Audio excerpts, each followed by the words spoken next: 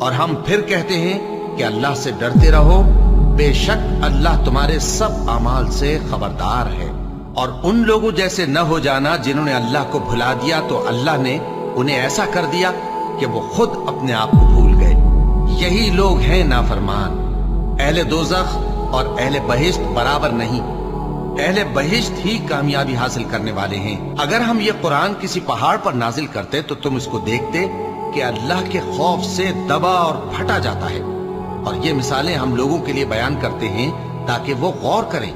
وہی اللہ ہے جس کے سوا کوئی معبود نہیں، پوشیدہ اور ظاہر کا جاننے والا، وہ بڑا مہربان ہے، نہایت رحم والا ہے۔ وہی اللہ ہے جس کے سوا کوئی عبادت کے لائق نہیں، بادشاہ حقیقی، ہر عیب سے پاک، سلامتی دینے والا، امن دینے والا، نگہبان، غالب، زبردست، بڑائی والا۔